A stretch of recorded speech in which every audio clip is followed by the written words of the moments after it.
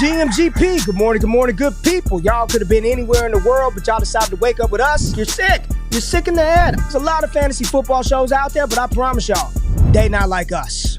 Brock Bowers, you looked a little quicker than fast. What does that even mean? Redraft, dynasty, best ball, high stakes, we got you covered. And that's MVS and Justin Watson. With some of the dopest tools designed to help you cancel out the noise and dominate your leagues. If there's a white wide receiver named Antoine, sign me up. Maybe it's cultural. I don't know. In season or off season, rain, sleet, hail, and snow, comma, semicolon, period, next sentence. to bring you the most actionable and entertaining content on YouTube. You don't go buy the dip on the Titanic. Quarterback that you love, D-Bro. One of the best values in fantasy football. Prop bets with my man JRich. Yes! Let's go! So wipe the crust out of your eye, get you a cup of coffee. It's time to wake y'all asses up with Ray And Jay. in the morning.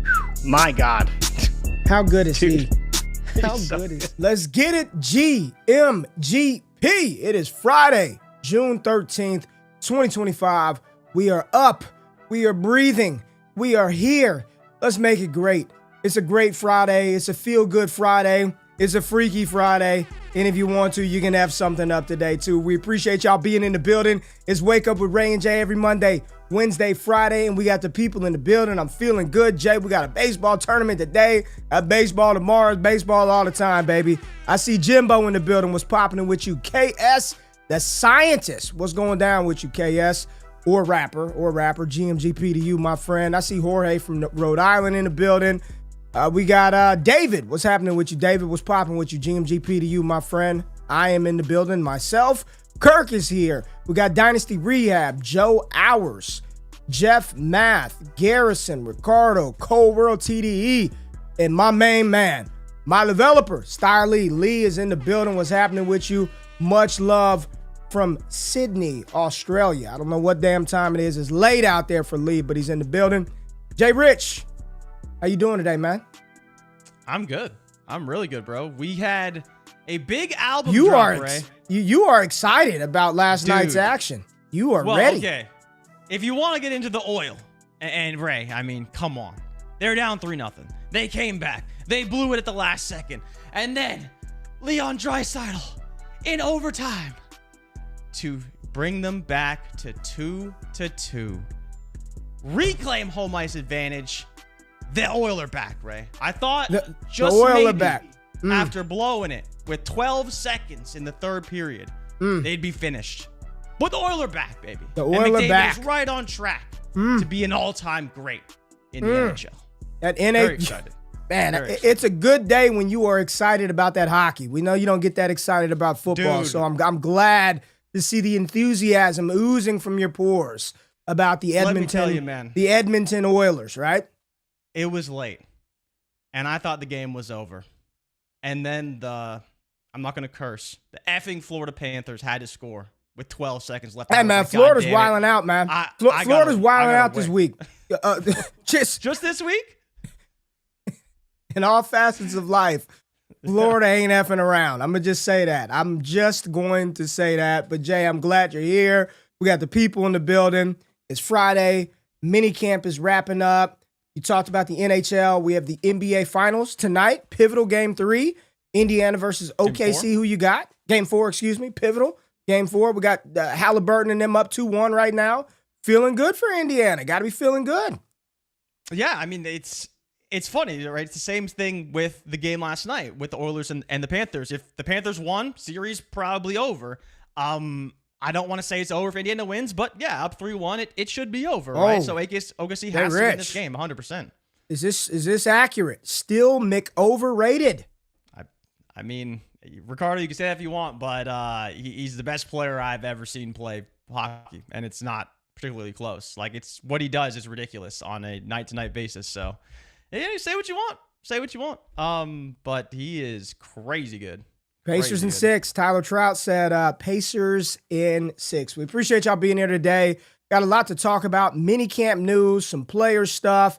And then Fridays, like, it's really about y'all, the people. So if you got questions, things that you want to bring up, comments, we could talk about it, Jay. And I want to go back to something we talked about Wednesday. I want to go back to this Shamar Stewart situation in Cincinnati. I just want to start with that because there have been more and more things that have come out over the past 48 hours since we started talking about this story. But I did not know that the damn starting center for the Cincinnati Bengals, I don't know if you saw really? this, No, the center, offensive lineman for the Bengals, he's a part of the Players Association, right? He's a part of the NFLPA that have instructed Shamar Stewart to not sign this contract by Cincinnati. It's getting nasty, JRich. It's getting real nasty right now. And they don't have Trey Hendrickson under contract. They don't have Shamar Stewart under contract. And then Jordan Reed, our friend from ESPN yesterday, put a tweet out there that said Shamar Stewart essentially could sit out this season of the NFL if he doesn't like his deal and re-enter the NFL draft in 2026, which I think would be a not wise decision for him. And I honestly don't think it's going to get to that point. But just this situation in Saga with him not having signed his deal and the language, the default language in the contract, like how does this end for Cincinnati and what type of precedent does this set for future first-round picks? And I was listening to the Chicago Bears beat reporters today talk about they haven't signed any of their second-round picks, zero. Luther Burden, Ozzie Trapillo, and there was somebody else that they had drafted in the second round. None of them are signed because they want guaranteed language in their contract, a la what the Houston Texans did for Jaden Higgins. So Burden and them ain't even under contract. Like, what type of precedent is going on right now in the NFL? It just seems like, at the end of all this, it's another way to try and screw over the players, right? And this is the hard part about, even when we talked about it on Wednesday, I was like, why aren't these things just set in stone? Like, people can look to the players and blame them. Ultimately, they're at no fault here. They did everything they needed to do in order to get to this point, to be drafted highly and earn whatever sum of money comes to them based off that draft selection, because all of that is already decided. But everything beyond that is now finding ways to take that money away from the player that the NFL is telling them that they have earned. They don't have the right to negotiate the amount of funds to which that is being given to them per their draft status, but they do have the ability to alter the language within the contract. So it's weird that they can't negotiate the amount of funds they're paid based off their draft slot, but the team and ownership can tell them how much they make based off of whether or not they get cut, how long they're on the roster, all these things. Why can't it just be set in stone to where it's like, we drafted you here, you're paid this, and everything else is kind of all just the same language across the board? Because to me, that just makes the most sense. And you're not going to have these issues with holdouts. Some players signed, some players unsigned. You look at Burden. Burden's hurt right now. If he's not signed and he's hurt, he's not signed. Is a problem, right? He is not signed. He is not. So he nor Ozzie Trapillo, none of those guys are signed yet. I was listening to a report this morning. Right? And I believe it was Schefter too, who was on McAfee's show, and he's like, "Isn't it kind of crazy that a player who's not under contract is in the building at the facilities? Like, that wouldn't happen in any other workplace. If you're not under contract, you're not in. You're not building. there. You're not learning. You're not doing all this stuff. So it's just very weird, this whole situation. But it happens every year. It does. Mr. London said this could end up being a lawsuit in the end with the PA and the Bengals not following the agreement set by NFL owners in the PA about their rookie contracts. And again, I'm not going to sit up here and act like I'm some damn contract specialist. That's not what we do. I don't got time to do all that. I'm just kind of reading the information that's been presented. And it seems like this is just something that the Bengals want to rework into their rookie deals moving forward. And Shamar Stewart is like he's the guinea pig, right? We're gonna implement this in your deal. And he's like, wait a damn minute. No, I don't want this in my contract. I'll just say, do you think there's any way he sits out the season, goes unsigned, and re-enters the 26th draft? I'd say a very slim chance. I don't think so. And the only reason why I say that is that there's been holdouts in the past. There's been holdouts plenty of times, year over year. And this is the one that's really caught a lot of wind. Not just, locally in Cincinnati or Cincinnati media. Like, it's a pretty big story. And I don't know if it's going to go away. And, remember I brought it up to you the other day. Like, he's got the same agent as James Cook. And a lot of people don't like the things that have been said in the media from James Cook's camps, his perspective, and like the way he's handled his contract situation. So I think it's a little bit odd, right? If it was a Drew Rosenhaus, I'd say probably not because he gets deals done. But a younger agent who I believe is only 30 years old and already made waves with some of his other clients as well. You never really know. You never really know. And it kind of sucks for Shamar Stewart. Shout out to my dog, Stanley. Hit an air horn for Stanley. That's my dog, man. Super, super fan of the show. Just dropped a super chat on Friday. He said, just because I like the show. Appreciate you, big dog. Thank you, Stanley. Hope you have a great weekend, my G. And we're going to talk ball on the show today. We had another one. I want to get to these as they come in from Fredo, man. Shout out to Fredo. Said these NIL cats are going to know how to navigate a contract by the time they hit the league, or at very least have the right people reading them. Yeah. I mean, hell, you're negotiating deals to get into college. I mean, you're negotiating contracts to get into schools, to transfer schools. This is, people wanted this free market enterprise. Here we go, right? Here we go. I don't think there's any chance Shamar Stewart goes into the season. Maybe he goes into the season unsigned. And if that happens, it's just going to be a wasted year. You know, Cincinnati, you've got Joe Burrow. You're paying Jamar Chase and T. Higgins astronomical money. And you don't want to fix your defense. I just don't get it. Like, I don't get why they're so cheap. And this is not just this is what everyone says Cincinnati's like and how they operated for years, being stingy with the coin. So, yeah, not good. Not good, Bob. What else we got, JRich? Anything else on this one, man? Well, it's funny because I've been thinking about this a lot recently because, you know, I've been tapped in to soccer and all the transfer stuff. And I kind of wish that the NCAA could adopt kind of the way soccer works. And one of the cool things that they have in those contracts is basically a school could pay another school for that player's services, right? So you'd have a release clause in your contract, kind of like a lot of coaches do, right? So they can get out of their deals regardless of whether they're signed or not.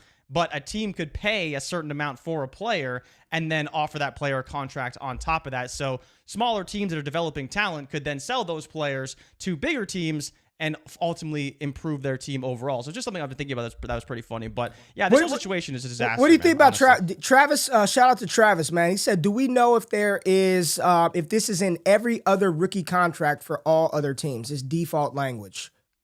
So there was a comment from, I believe it was a Cincinnati reporter, who said that it's the same language that is in Walter Nolan's contract. He was taking the pick before, and Gray Zabel the pick after. So that was to, I believe, Arizona and Seattle were those picks, if I remember correctly. And I think the weird part about it is that I think it was Florio or one of the big media personalities talked about it and said basically with this contract language, it has been utilized before, but usually the team pays more money for the signing bonus if they're going to put language like this in. So that way the trickle-down guaranteed money is significantly less than it would have been otherwise. But it seems like Cincinnati's trying to pay them the standard signing bonus fee, but also get the contract language worked in to basically where if he was really bad and they cut him after year two, is it concerning to you? I'm just asking. I'm not saying this is right or wrong, but is it a little concerning to you that a player's like, hey, I don't want this if I get in trouble language in my contract? Is it a little bit of a red flag that they're so reluctant to sign if you do stupid shit you're not getting paid? I think it depends on who the player? Because, well, not just the player, but, you know, because I get it from both sides, right? As a player, it's like, well, why are you drafting me if you think that I can be a problem or have character concerns, whatever? Yeah, I'm a knucklehead, right? It's a business, and they're still going to try and protect their business. And I don't believe there's anything wrong with having language like that should they get in trouble or something happen. It does happen to plenty of players we've seen over the years across multiple sports. Things like this do happen. But I see it from both sides. I see it as disrespectful if I'm a player, but I see it as safeguarding your business if you're a business owner. So I don't necessarily side on either side, and I get it from both perspectives, why you wouldn't want it in there just in case, and exactly why you would want it in there just in case, right? So I do see it from both sides. JRich, some wild news in these NFL or post-NFL retirement streets. I don't know if you saw, but one of the best wide receivers to play in the NFL during his era, like him or not, is in the news again for not so savory reasons, man. Antonio Brown, you see him right here on the screen. Apparently, JRich, over the wee hours of the morning, I've read, I don't know if you've seen this as well, but he is wanted for attempted murder in Miami. He is a wanted for alleged attempted murder incident. Remember that video that came out a few weeks ago where he was running at a boxing match and gunshots rang out and he was acting Billy Badass? Well, now the authorities are after Mr. Antonio Brown, wanted for alleged attempted murder at this boxing event. What do you think about OAB? Honestly, I'm a little bit surprised. Like, obviously, you know about the story too. At Aiden Ross's boxing event, someone apparently tried to rob him and a firearm went off. But I thought he cooperated and he already spoke to the authorities about it. Now, again, stories could change and new information could come to light.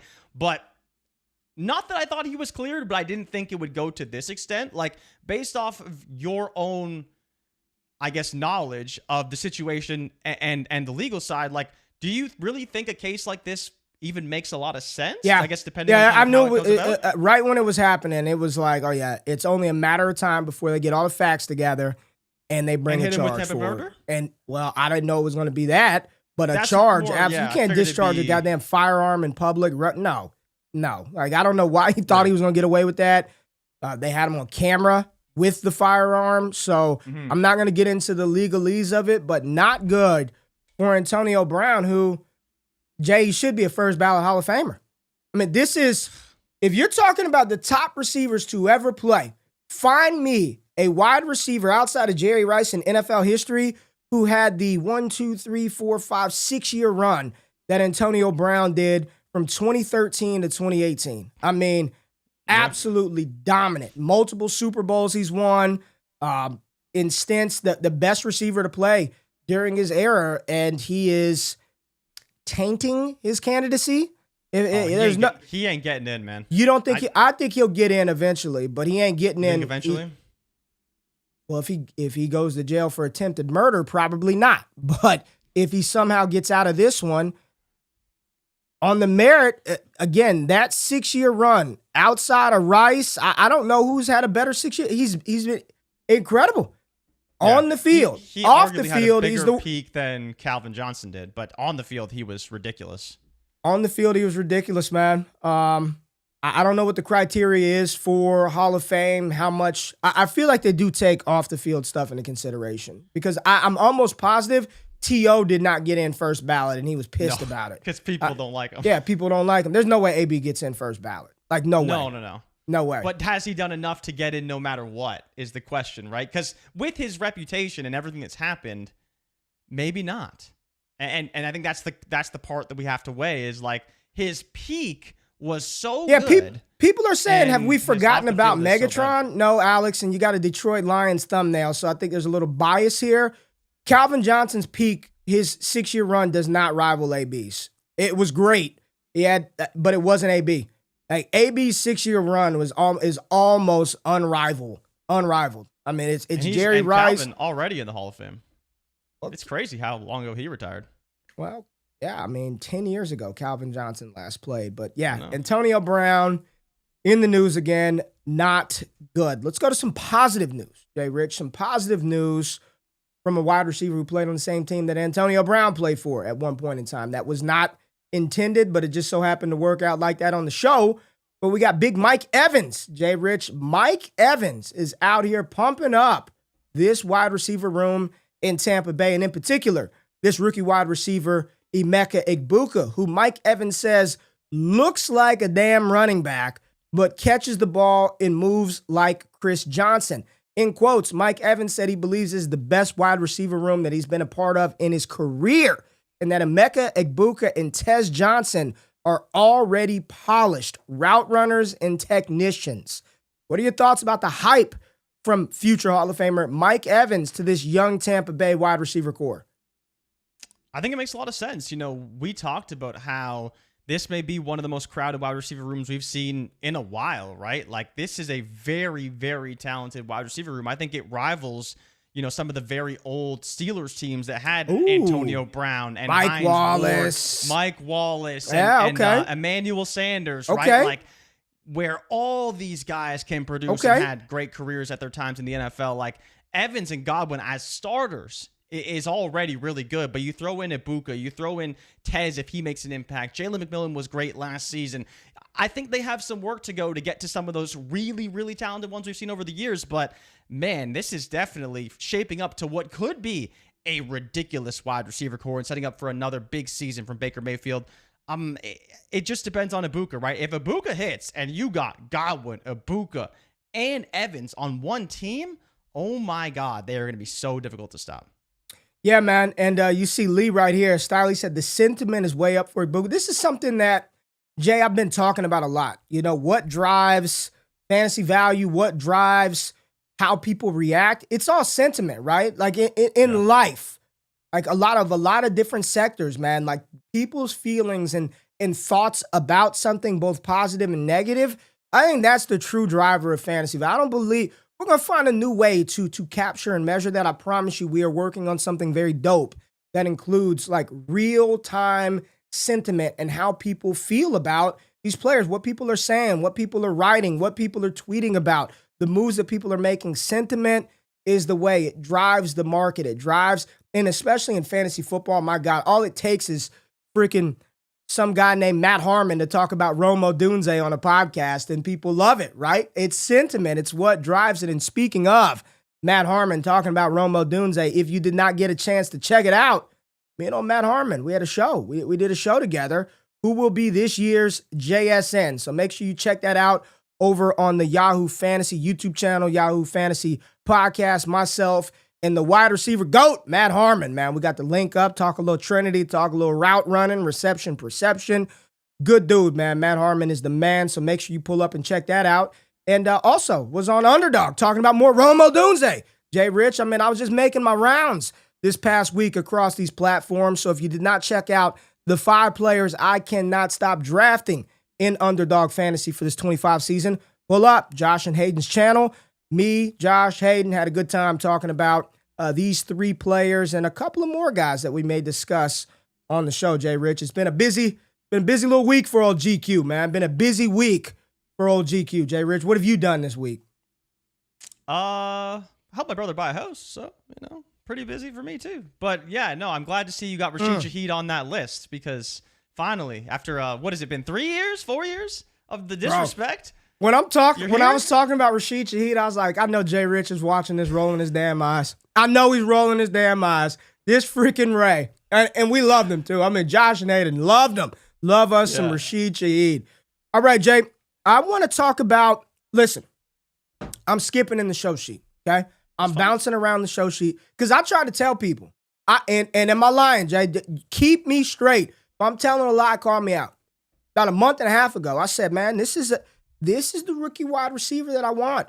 I know no one's talking about this rookie wide out that plays for the Las Vegas Raiders, but Jay, the skill set, the pairing of the quarterback, what he can bring to this offense, it made a ton of strategic sense, in my opinion, and there's starting to be a lot of hype, JRich, on that Deontay Thornton out in Las Vegas. Let me read you a quote after minicamp is wrapping up, all right? If minicamp was any indication, the Raiders have their front runners for their starting wide receivers. They would have Jacoby Myers in the slot with Trey Tucker and rookie Deontay Thornton on the outside. All 3 have had their moments as a Geno Smith target in the offseason practices. Myers being Mr. Dependable, Tucker as the speedster, and Thornton as the physical freak with the length and the wingspan. Deontay Thornton, JRich, this rookie wide receiver out of Tennessee for the Las Vegas Raiders, getting pumped up to the high heavens by the beat reporters out in Las Vegas. Did I not try to tell the people, Jay? Did I not say this? Did I not say it month and a half ago? I was like, hey, man, this is a good fit and a good pick. Talk about the hype. You buying it or you selling it? I'm absolutely buying it.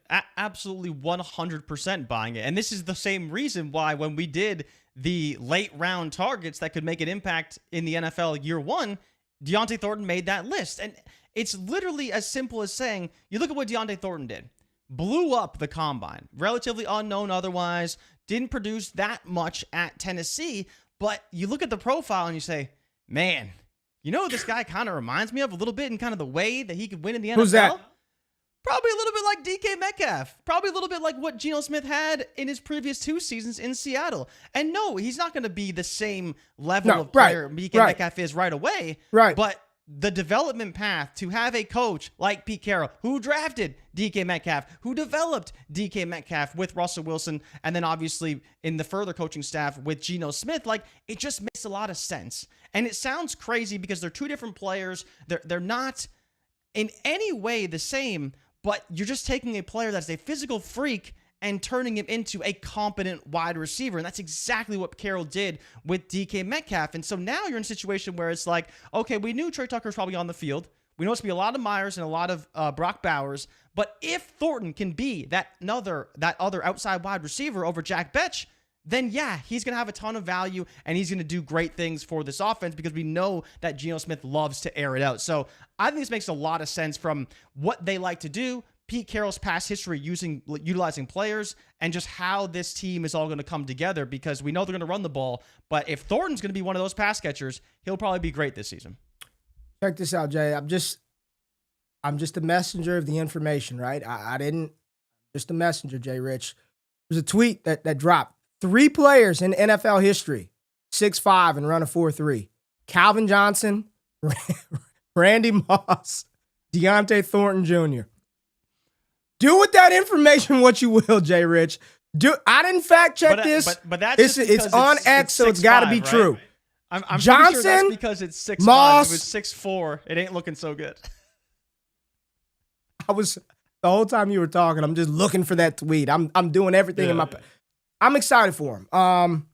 The realistic outcome, probably not, not league winning upside, but especially like in best ball tournaments and best ball leagues, I want some Thornton. Geno Smith is we can't even begin to describe the quarterback upgrade he is over everything they've had over the past couple of years. They're going to throw the ball down the field. They've got a dominant running back in which you can open up things downfield with the play action game. Probably a lot of one-on-one coverage for Deontay Thornton in that offense. And he's a player who's probably not getting 10 targets a game. But if he can maximize his 4 to 5, 6 opportunities a game, I'm good with that for where you're drafting him. So I'm very much in on him. And I'm glad that, as Alex said in the chat, the drum beat for him has been very positive all the way through, right? From rookie minicamp to OTAs to everything has been very steady and very positive for Thornton, and I don't believe Jack Betch has signed yet. I don't believe Jack Betch has signed yet. So again, those second rounders trying to get that guaranteed money, missing some valuable time in the offseason program.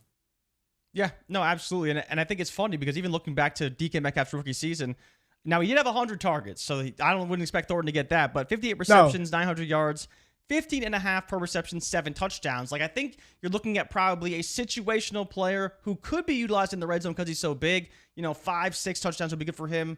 Maybe 600 yards and 18 yards per reception on limited volume, I think would be really good for Thornton in his rookie season. Yeah, JR Enterprise nailed it. He said, so worst case, Randy Moss, check. Got it. Got us locked. Worst case, Randy Moss. No.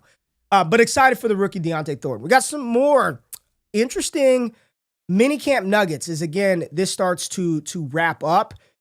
Jay, let's go to another AFC team that should be very good this year and talk about a player that we wanted to be really good early on, and it didn't quite happen and has not quite happened.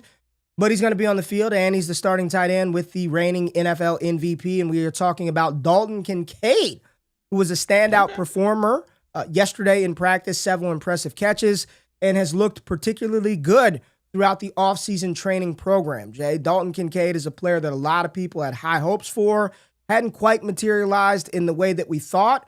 Where are you at with Kincaid going into this season? It seems like the news out of Buffalo, and I know we got some Bills people in the chat, let us know what y'all are hearing, has been very positive about his maturation going into year 3.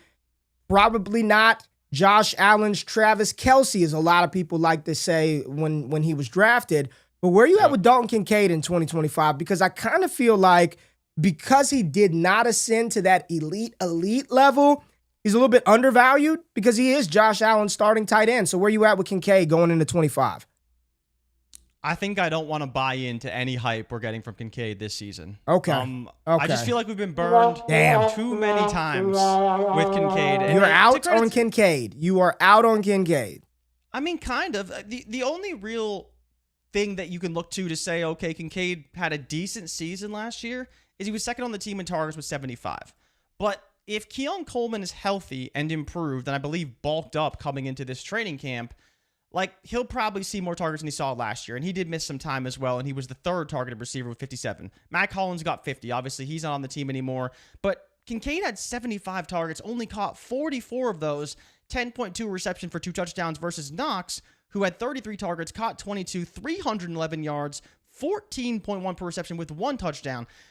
Again, Kincaid missed some time. He probably would have had 100 targets if he was healthy all season, but this is also a player that historically at Utah wasn't healthy anyways. So why are we assuming he's going to be healthy for the whole season? It's just, the problem is if you're Buffalo, you have Knox, you have Kincaid. What we saw from Knox last year was a much more explosive player. And so it's like, why is Dalton Kincaid the player that is operating as if he's Dawson Knox, and Dawson Knox operating as if he's the wide receiver, Travis Kelce, in Dalton Kincaid? So it's just a very odd situation in Buffalo. And unless you're Khalil Shakir, I just don't know if there's too many other guys I want to take a shot on. Like, what would you say is the ceiling for touchdowns for Kincaid? Because throughout his career, I don't like doing it. I don't know. I don't want. But Ray, he only has 4 touchdowns. If he's going, but here's the problem with Buffalo. If anybody's going to score him, they probably got to be outside of the 5, right? If anybody other than Josh Allen or James Cook is going to score, you probably need to. It needs to happen outside of like the 3-yard line. I don't think they're getting down to the 1, the 3, the 4, and they're throwing the ball all around, right? It's probably going to be a run. Really. They're probably not. I don't know. I don't know. I could be dead ass wrong with Josh Allen's passing usage inside the 5, but it feels like if Kincaid or Coleman or Shakir are going to score, it needs to happen outside of the 5. That's just what it feels to some extent, like, right? So Ray Davis caught 3 touchdowns last season. Ty Johnson, 3 touchdowns last season. Coleman, 4. Shakir, 4. Matt Collins, 5. Right? Those running backs shouldn't be catching 6 touchdowns, but that's what ended up happening last year. Kincaid only got 2. Shout out to Lou in the chat, man. Thank you for being a subscriber. Thank you for watching. He said, Buffalo brass, including Allen, have been in lockstep, and we need to get Allen and Kincaid on the same page. Like, I'm telling you, like, I don't care what their dynasty value is. Like, it has to work. Like, they need to make that happen. They invested too much in Kincaid, and I agree with you, Jay. I'm not disagreeing with you that he has underperformed what they thought they were getting in year 1. But that was a year 1 tight end, right? He has underperformed what they thought they were getting in 2023, but it's time to get this shit popping now. Like, it's time to go. We need to get y'all on the same page. So for that reason, I am not out. Like, he's going to be on the field. He's going to get opportunity. And for me, that's what I'm chasing. I'm chasing the opportunity, not the result. I had this conversation with some people in our Discord yesterday, man. And I really want to say this before we go to break. I think a lot of times, especially in fantasy football, we look at the result. And if the result doesn't match our expectations, we automatically assume that the play, the move, the process, or the bet was wrong. You can make a very good bet, a very sound process-related bet, and the result not match your expected outcome. That doesn't mean the bet was a bad bet. It doesn't mean, just because your result is not what you expected, doesn't mean the bet was bad. I don't think Dalton Kincaid is a bad bet. Now, you could fade because of past results, and you're like, I don't want to deal with it. But I do think that the bet on Kincaid going into this season, who else are they going to use, man? Like, they're going to play him. He is going to be on the field with Josh Allen in a starter's role. What that usage materializes to, I might not be able to help you with that with the tight ends, but I promise you, with some new upgrades to the Trinity, I will be able to help you with that with the wide receiver position. We're going to go on break. I'm going to tell you about that. We're going to wrap up the show. Hit us with some comments in the chat. We appreciate y'all being here. Hit that thumbs up button, like the content. We'll be right back after the break.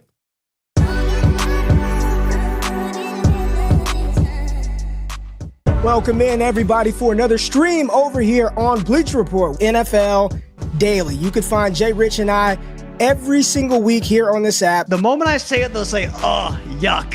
And it's got to be Najee Harris, right? It's that world is in an alternate timeline somewhere in the multiverse. It ain't here on Earth 616 or whatever. It ain't here. JRich and I are on every single Thursday, 7 p.m.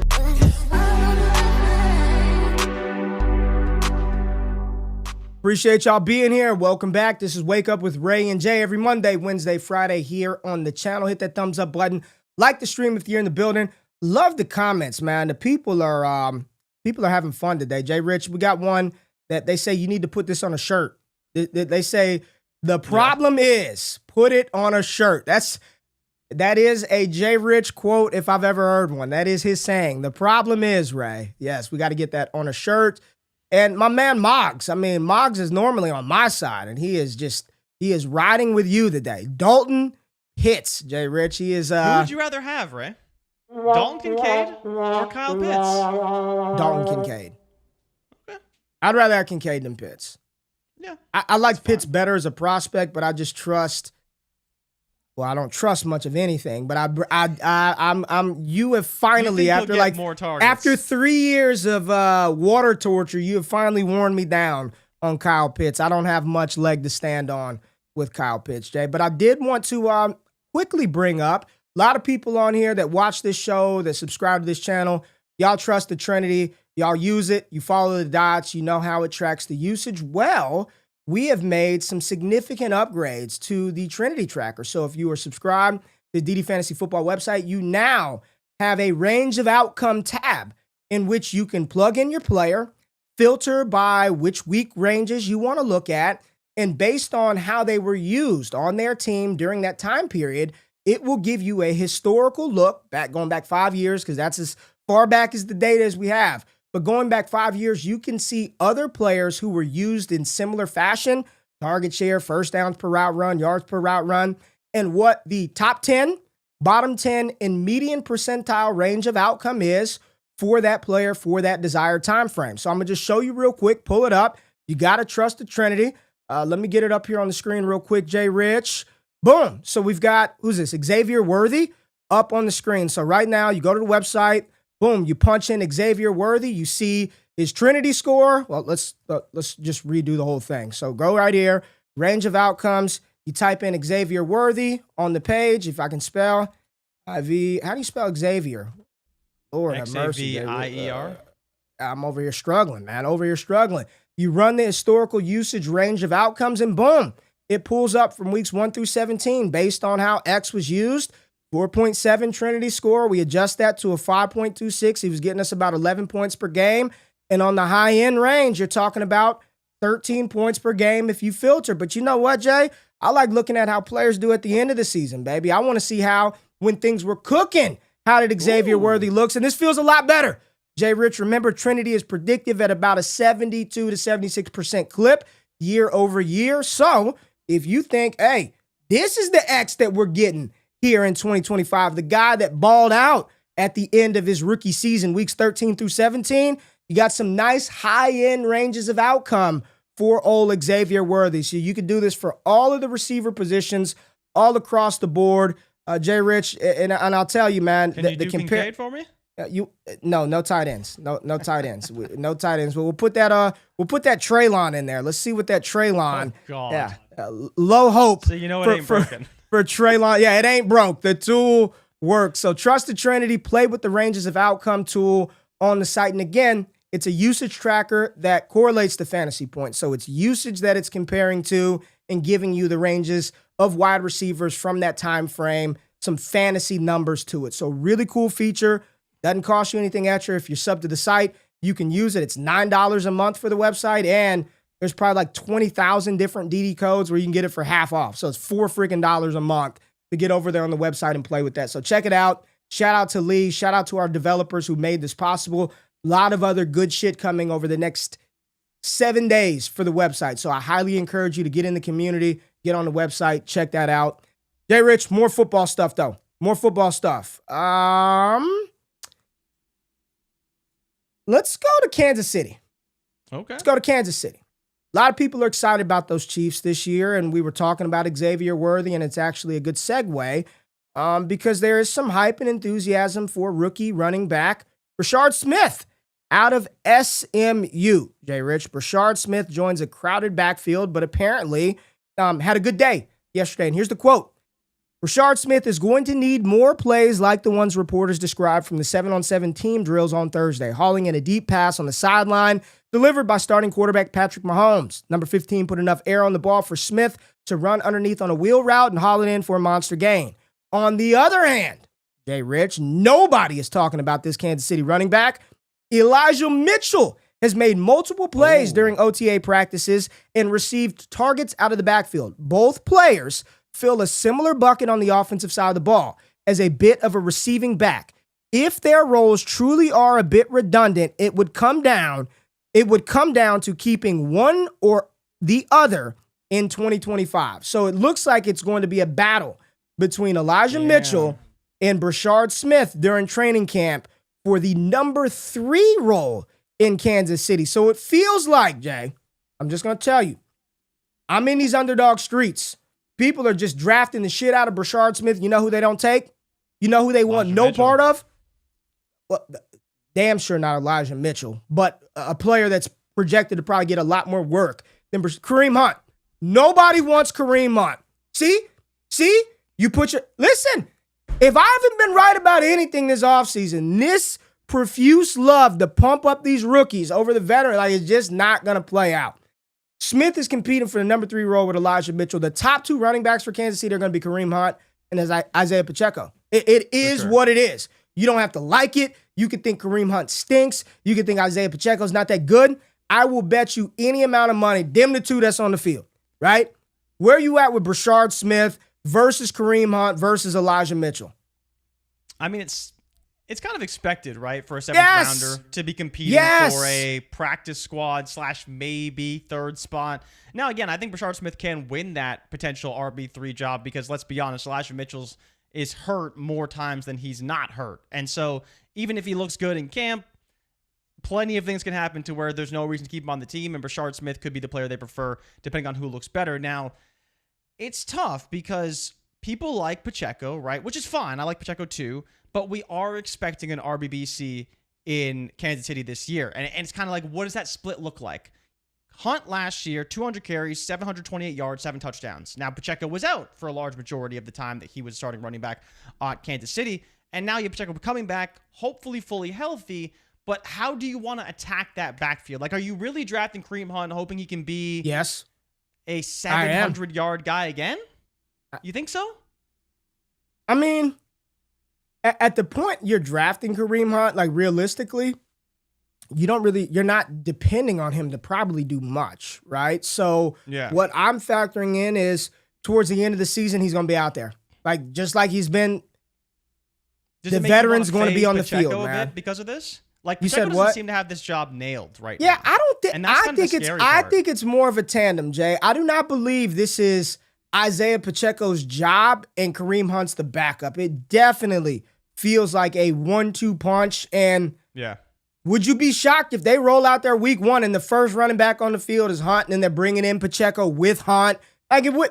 I think it's a tandem. I think it's a true 1-2 tandem. And then Brashard Smith / Elijah Mitchell, they're competing for whatever's left from that offense, whatever's left. Little, right? It's going to be the 2-headed monster. The question really is, how do they develop the receiving work? Is there a receiving back type role in this offense that isn't Hunt or Pacheco? Because both of them are capable receivers. They're not amazing receivers by any stretch, especially at this stage for Hunt. But yeah, they can work in tandem and they can operate as a good backfield.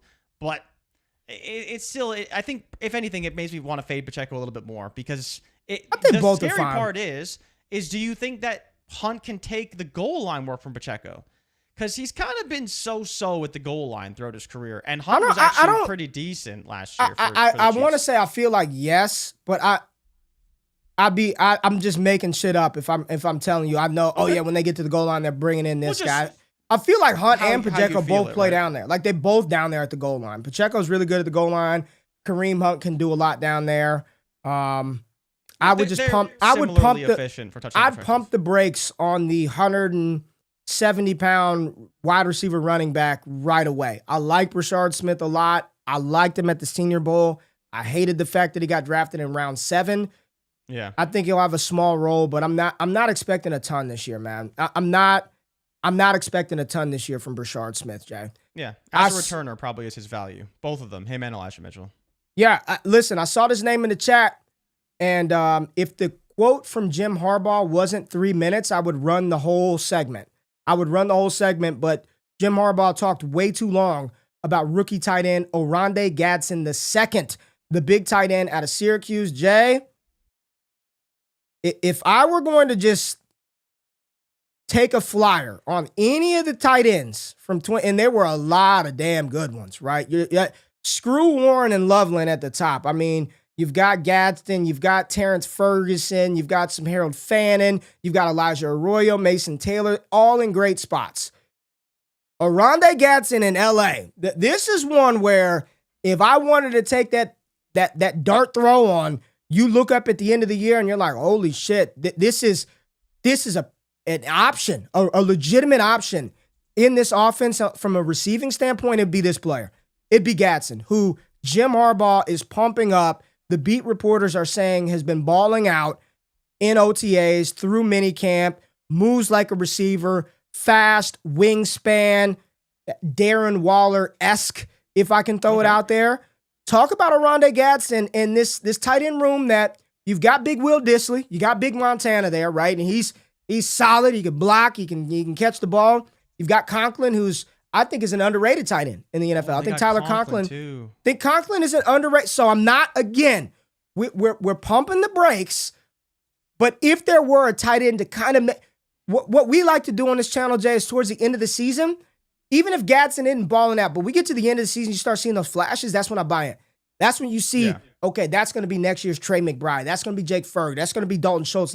Whomever it is, the tight end that's going to assume to that next role. Where are you at with Gadsden? Because I'm very, very, very much in on this player. It's tough, right? Because I think when you look to the offense that they run, even just looking back to last season, Dissly had 64 targets, which was fourth on the team behind QJ, Josh Palmer, and Ladd McConkey. So there is a role for a tight end in this offense. We know that Greg Roman has historically used tight ends quite a bit in the offense. Now, if it's not Will Dissly, though, it's probably going to be Conklin. I think it's Conklin, man. Conklin's good. And let's stop. You have Conklin's the fact good. They brought in Trey Harris, that we assume will get some targets as well. So absolutely. It's like, now you have a situation where, okay, they have some pretty talented tight ends there, and Gadsden's maybe more of a developmental guy, but maybe, just maybe, he can be like a red zone threat for this team and operate in that fashion where, you know, there's 5 yards to go, goal line, he's big, he's athletic, and kind of that's his role early on. I think that's what you're probably hoping for this year, because they don't have a lot of big guys that can go up and make a play. We'll see how Trey Harris, you know, evolves in the offense and is able to do that. Obviously, bringing in Mike Williams will help as well. But last year, they really struggled with that. When your best receiver is Ladd McConkey and Quentin Johnston can't play like an outside wide receiver unless he's running down the field, maybe there is room for a player like Gadsden, because even when you're talking about Dissly and Conklin, I wouldn't say they dominate in the red zone the way that maybe we could see Gadsden do that for this team. So I think that's what you're hoping for, a red zone type role for him, limited probably. But if he gets, 30 targets, you'd probably be pretty happy with that based off his draft capital and what you expect from him this season. It feels, I know the hype is building right now, but it definitely feels like a next year play for Gadsden, but I want him, right? Like, that's okay. Rookie tight ends, I don't need him to be Travis Kelce from day one. No. I don't need him to be Trey McBride out the gate. What I need to see is some involvement in the offense, some flashes of explosiveness, some rapport with the quarterback. For me, with the tight end position, when you're not a first rounder, when you're not a projected pegged in starter, maybe like a Mason Taylor, my expectation for Gadsden, Jay, is not be the number one rookie tight end in the NFL in 2025. I just want to see flashes. If he finishes the season with 22 catches, 300-something yards, I'm good. I'm like, okay, we can work with this going into 2026. So I love the positive drumbeat. And again, what I always say is I'd rather the beat reporters speak positively about the players that I'm interested in versus the way that the beat reporters are talking about this player right here. And I'm going to pull him up on the screen. And this sort of coincides with a report that I saw yesterday. One of the beat reporters from the New York Jets just said Garrett Wilson could be in line for 200 damn targets this year. 200 targets for Garrett Wilson. And maybe one of the reasons why, JRich, is Second-year wide receiver Malachi Corley, not very good. Here's the quote. The spring couldn't have gone much worse for Corley. He suffered an injury early in OTAs, didn't practice with the team again, instead working off to the sideline with trainers most days. Aaron Glenn and the OC have made it clear he has a long way to go before they'll be ready to use him this season. And he's fallen far behind the other receivers he's competing with for playing time. Specifically, listen to these names: Tyler Johnson, Xavier Gibson, and rookie Arian Smith. So right now, I mean, Jay, we haven't really talked about the Jets. This offense could stink. I mean, could it ever? Like, I'm starting to get a look. I like Aaron Glenn and what he's talking about, but we've kind of glossed over the Jets. If that's the wide receiver room, and I like Mason Taylor, but that's a rookie tight end that you're jamming out there as a starting tight end in the AFC East, and you're telling me that the next up is a Allen Lazard, is a Josh Reynolds, is an Arian Smith. This offense could absolutely fucking stink, Jay. Excuse my language, but it could be nasty out there in New York. And one of the reports I saw on Fields was arm strength incredible. Can make all kind of tight window throws. And the very next sentence was, but then the very next throw, he sails it 20 yards over the receiver. He's late on the throw. Those are the beat reporters out of New York talking about Justin Fields. He is what he is. A leopard don't change their spots, man. A leopard does not change their spots. He is who he is. And I think Justin Fields he's gonna give us some massive fantasy weeks. And then you're gonna sit back and be like, how the hell is this dude starting at quarterback? I mean, what?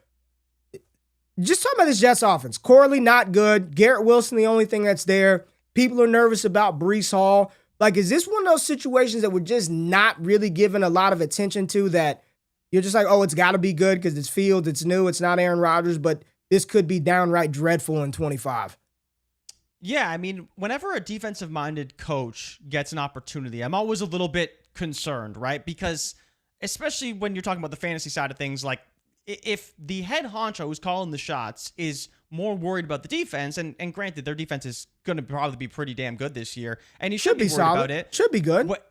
But the issue with that is sometimes you have teams that play, I wouldn't say scared, but conservatively. Aaron Glenn's talked a lot about the running backs, how good Breece Hall is, Braylon Allen, Isaiah Davis, they could be one of the best trios. Wing T, they're going to run that Navy offense, man, just wing T.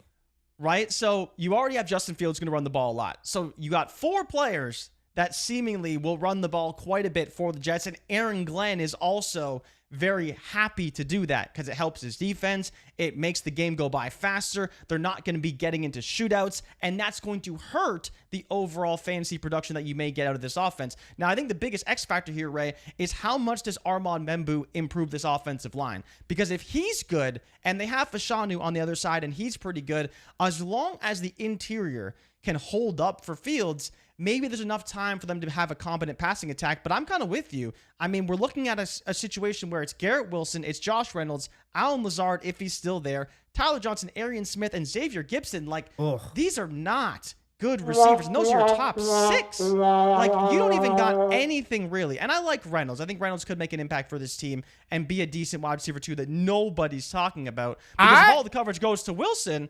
Reynolds could easily see, 80 targets uncovered, basically. If he can just get open, he'll be fine. But I think it depends on the offensive line, what they get out of Mason Taylor being a rookie tight end, and ultimately how Justin Fields plays. I didn't notice.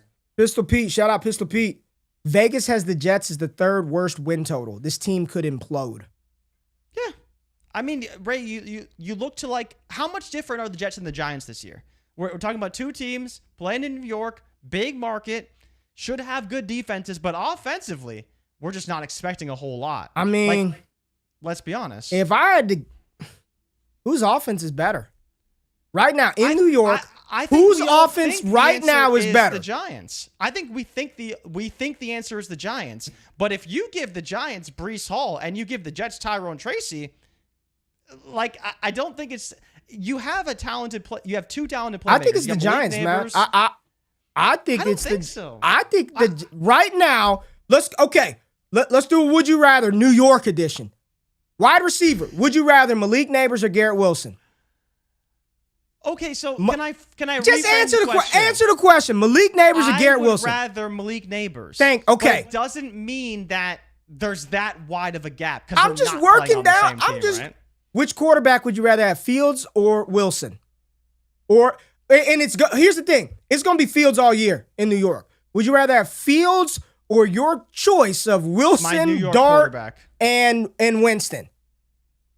I would take the Giants. I'd probably take the Giants QB I would take room. the Giants.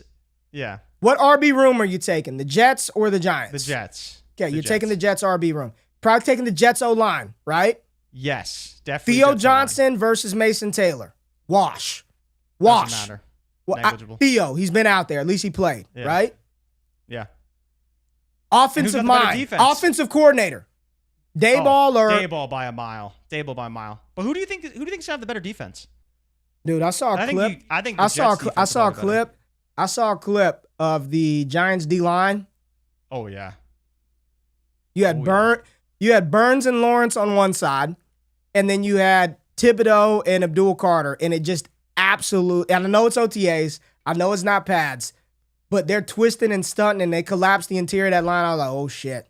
And you know they got some secondary players. Newbin, they got some guys in the back end. Yeah, they Andrew Phillips, they're all right. Yeah. Jets are going to have a good defense too, though. They are going to have a good defense. Jets have a better defense, no doubt. Jets have a better defense. Okay. At all phases, right? I'm going through the chat. Neighbors, Scat Pack, Hyatt, Wilson, Dart, easily the Giants. Yeah. Graphic says Jets over Giants.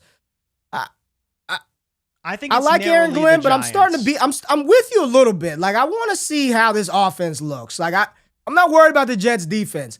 I think this if you're giving Justin Fields that weaponry, it's probably not going to end well. Yes, that's the problem, right? It's probably not going to end well. It's probably not going to end well. I understand that defensive head coaches, like DCs, need to be hired as head coaches, but it always makes me nervous because it doesn't really seem. Why like are we bringing the Cowboys in? Honestly. Daniel Perry, why are you doing this on a Friday? It's a feel-good Friday. The Cowboys got to come in.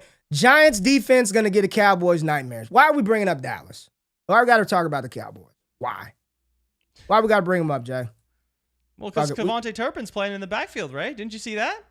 I saw Miles Sanders getting those first-team reps too, baby. Miles Sanders, really? We're back. Oh, God. We're back. All right, Jay, let's talk about your team. Let's talk about your team. And listen, if you guys didn't see the show, I talked about this player with Matt Harmon. He's going to be on the field. He's going to be on the field, and I think he's probably going to be pretty good for your New England Patriots this year, JRich. You know who I'm talking about? I do. You know who I'm talking about? We're talking about DeMario Pop Douglas. And I want to read this quote from one of the Patriots beat reporters, Taylor Kyles, man. Shout out to Taylor, man. DeMario Douglas was this offense's biggest winner this spring. In quotes, take that with the appropriate grain of salt.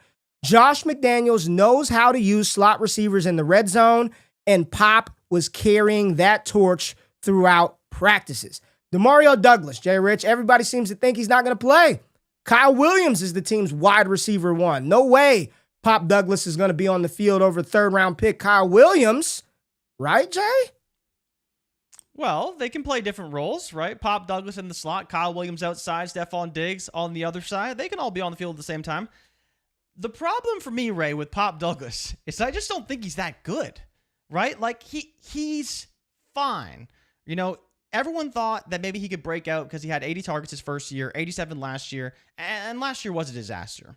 But how high do you think his ceiling is in this offense? Because we know that McDaniels knows how to use slots. I think he could be a PPR scam merchant. I think he could be an absolute PPR merchant. Absolutely.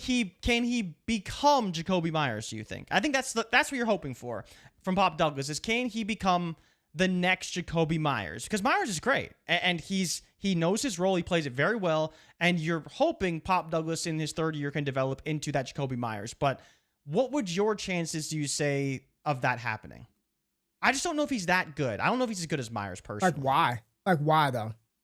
They've had no quarterback. There's been no He's actually been pretty good despite the circumstances that have been surrounding the New England Patriots. I mean, what I think it is there's something new. We want something new, but to say that Pop's been like not good, I don't think that's.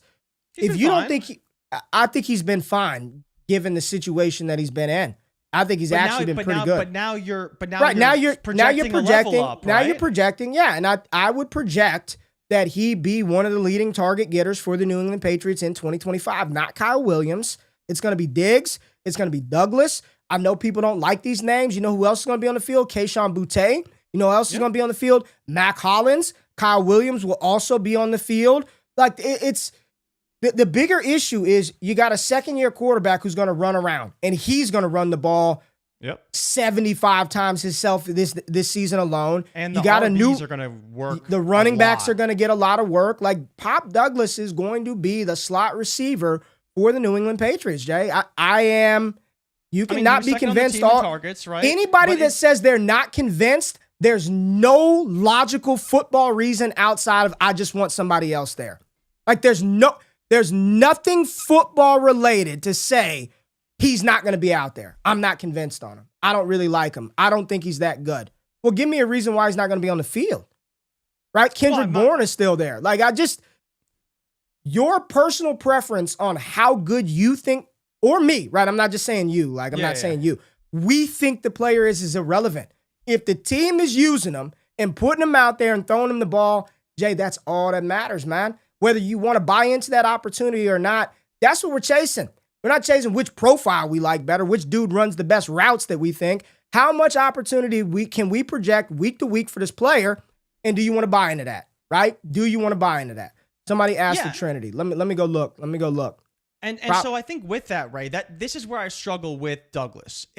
You're right. He was second on the team in targets last year behind Hunter Henry, number one wide receiver. Kayshon Boutte was second, and then Kendrick Bourne was down at third, playing in only 12 games. But now you have a situation where, okay, you see here up on the screen, 13.6 points per game on the high based end, on that usage for the whole season. I could segment it out wherever I want, but that's just a full look at the whole season, right? Yeah, I mean, he was fine. He had 66 receptions, 621 yards, 3 touchdowns. Decent numbers. But now you're in a situation where, okay, he was arguably the only show in town, and there's no world where he was getting benched because there just wasn't anyone who could replace him. And it's not that I would say that I think he's going to get benched. He'll probably be on the field all season long. But now you have a situation where you have Kyle Williams. They brought in Mac Hollins, who's probably going to be on the field because Mac Hollins seemingly is always on the field regardless of where he ends up. And you have Stephon Diggs, who figures to be the number one target for this team. So the question isn't, is he going to be on the field? Is that, do you think there's a world where maybe they prefer different packages that don't include Pop Douglas? Or do you think he's locked in as that slot all year round? I think that's where I struggle. Like, I do think Kendrick Bourne is a better overall receiver than Pop Douglas, but maybe Pop Douglas fills that role better, and that's what gets him on the field and keeps him on the field. I mean, the overall score for his full season isn't great. Like, it's, that's what I'm saying. He's a replaceable It's not receiver. Great. I'm just being real. It's not great. But if you segment towards just what was going on towards the end of the season, it fell off. Well, no, let me go 14. I got to make it fit my narrative, right? There we go. The last 14, 15, the last month of the season, it was better. Like, so he's a 10 point per game guy with you hope to get a little more out of him. But what weeks are these? So just read off the weeks. 14 through 17, the end of the season. Okay, week 14, Ray. He caught 3 passes on 3 targets for 11 yards, 1 touchdown. I know, we got a touchdown. Next week, 4 receptions, 33 yards, no touchdowns. Next week, 4 receptions, 46 yards, 1 touchdown. So you're really just banking it on the fact that he scored 4 touchdowns. Scored those touchdowns. Or 2 touchdowns in those 4 weeks, and he only scored 3. Well, nobody else did shit either. Go look at anybody else on that team. What did they do? I'm disagreeing with you. Yeah, nobody else did shit either. So, but Arizona, Buffalo, the Chargers, and Buffalo again. So 2 games against Buffalo. Buffalo. Like, what are you gonna do? Come on, man. Yeah. Buffalo. 2 games. Why did they do that to New England? Two cakewalk games for the Buffalo Bills at the end. Buffalo's got a nice schedule. Walt said New England should trade my Raiders some nice draft capital for Mayer. I think Mayer should get moved. I really do. Absolutely. Pistol Pete says, who gets the X role for the Pats? Is Diggs even held? I keep getting mixed. He's going to be out there week 1, then he's not going to be out there week 1. I don't know. Is Diggs out there?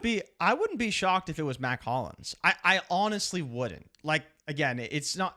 People say the X, they assume number one target, all this kind of stuff. Yeah. But it's not. It could be Mac Hollins. Could be Mac Hollins. He actually plays that role very well. Like, he actually does. Are you buying into the Chisholm and Javon Baker? Javon Baker, no. But Chisholm, yeah. I could see them potentially working him in a little bit this season if he continues to show out well, because he produced at a very high level in college. It's just no one really knew who the guy was. And the Pats, of course, found themselves a new white receiver to develop. And we'll see what they ultimately decide to do with him. But Chisholm's been all right, man. He looks all right. All right, man. Hit the music, Jay. I got a baseball game to go to. Goddamn, 9 in the morning on a Friday. We got to go play baseball. Crazy, man. Appreciate everybody in the building. Each and every eye who joined us live on Wednesday, today. Thank y'all. The best community on the planet. We appreciate the chat. Thank y'all for pulling up. Make sure you check out DDFFB, Dynasty Deal Show, later today. That is for YouTube members. Make sure you are a member over on DDFFB. I think there's some members on this channel too. So appreciate like the 3 of y'all who are over here. We're going to get that set up soon. Stay locked in. Podcast feed.